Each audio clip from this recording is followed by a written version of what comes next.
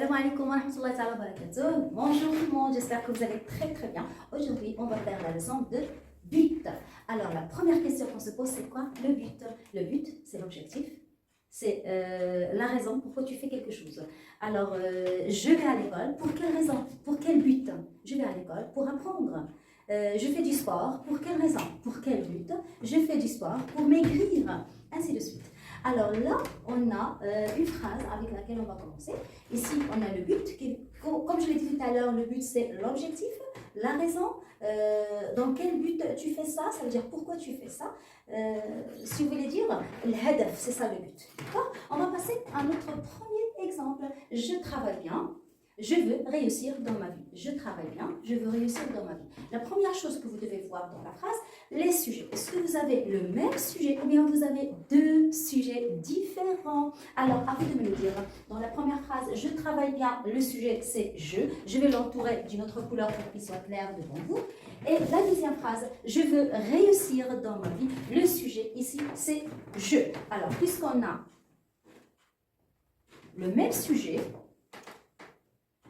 c'est moi qui travaille bien, c'est moi qui veux réussir dans ma vie. Alors, puisqu'on a le même sujet, on va utiliser pour ou bien afin de. Alors, quand vous le voyez ici devant vous, j'ai relié les deux phrases par un moyen de but. Alors, on a je travaille bien pour réussir dans ma vie.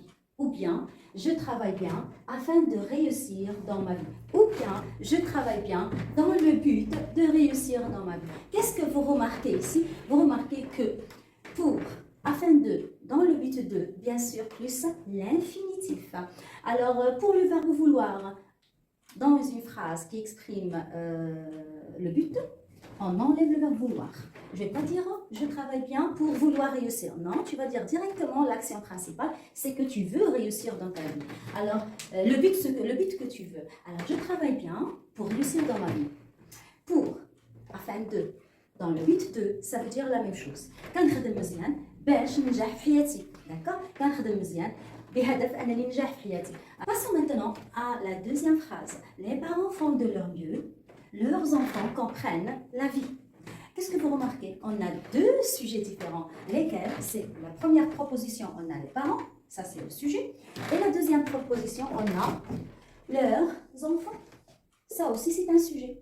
Puisqu'on n'a pas le même sujet, alors on ne va pas utiliser pour, ni afin de, ni dans le but de. Une chose qui ressemble à ça. Alors on va dire les parents font de leur mieux pour que, ou bien afin que, pour que et afin que c'est la même chose. Pour que leurs enfants comprennent bien la vie. J'ai fait des points de suspension, ça veut dire la suite de la phrase. Alors, pour que et afin que, ça veut dire la même chose. L'ikei, ok? Alors, mais qu'est-ce que vous remarquez? Ici, on a dit plus quoi? Plus l'infinitif. Mais ici, non. Ici, on a le verbe comprendre. Il est au subjonctif, parce que afin que et pour que, bien sûr, le subjonctif.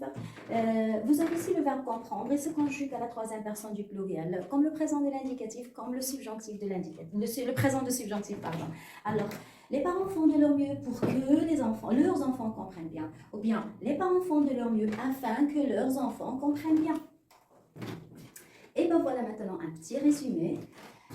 J'ai dit tout à l'heure, si on a le même sujet, on emploie pour, afin de, dans le but de peur de crainte de, j'ai oublié ici d'ajouter de crainte de, plus bien sûr l'infinitif, c'est-à-dire le verbe n'est pas conjugué. Comme la phrase qu'on a fait tout à l'heure, on a dit je travaille bien pour gagner ma vie. Bien, je travaille bien pour réussir. Je travaille bien afin de réussir. Si, je travaille bien dans le but de réussir.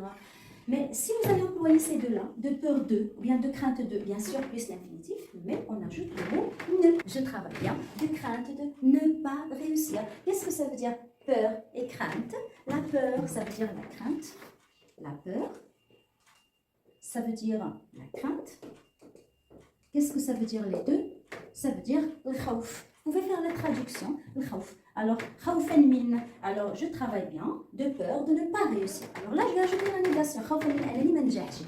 Bien, khawfan min anani de ne pas gagner ma vie. Je travaille bien, de crainte de ne pas gagner ma vie. J'espère que c'est clair jusqu'à là.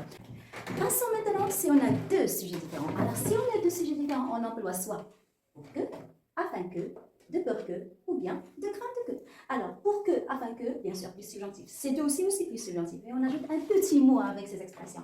De peur que, de crainte que, on ajoute le mot ne. Alors, la maman parle à voix basse pour que le bébé ne se réveille pas. La maman parle à voix basse afin que le bébé ne se réveille pas. C'est bien clair. Le verbe se réveiller, c'est un verbe de premier groupe. Et le verbe de premier groupe se conjugue au subjonctif comme le présent de l'indicatif. Sauf à la première et à la deuxième personne du pluriel, on ajoute la terminaison de l'imparfait. Ça veut dire IONS, IEZ pour les verbes de premier groupe. D'accord. Alors, la maman parle à voix basse pour que le bébé ne se réveille pas, comme je l'ai dit tout à l'heure. Ou bien, la maman parle à voix basse afin que le bébé ne se réveille pas. De peur que, de crainte que, j'ai dit on ajoute le mot ne, ça veut dire la maman parle à voix basse. De crainte que, ou bien de peur que le bébé ne se réveille. Je répète, la maman parle à voix basse, de peur que, ou bien de crainte que le bébé ne se réveille. Je vous donne un autre exemple. Parle un peu plus fort pour que je puisse t'entendre. Je vais écouter bien la phrase. Là, voilà, elle est devant vous. Tu parles un peu plus fort, nous pourrions t'entendre. Tu parles un peu plus fort, nous pourrions t'entendre.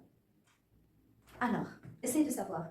Vous allez employer les subordonnants, là on a le même sujet, bien deux sujets différents. Très bien, alors là on a deux sujets différents. Pourquoi? Parce que tout simplement, on a deux sujets différents. On a tu et on a nous.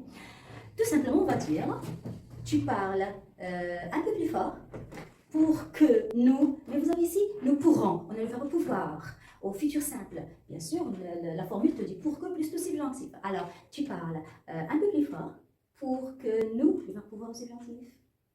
Excellent. Pour que nous puissions t'entendre. Je répète. Tu parles un peu plus fort pour que nous puissions t'entendre. Tu parles un peu plus fort afin que nous puissions t'entendre. Ou bien, tu parles un peu plus fort de peur que nous ne puissions t'entendre. Tu parles un peu plus fort de crainte que nous ne puissions t'entendre. Et comme je l'ai dit tout à l'heure, si à l'examen on ne vous donne pas le subordonnant de but, n'allez pas au subordonnant qui va vous rendre les choses difficiles.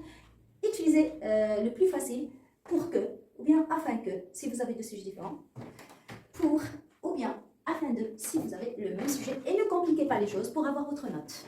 Je vous souhaite une excellente soirée. Si vous avez des questions, n'hésitez pas à me les poser. Et bon courage. Au revoir.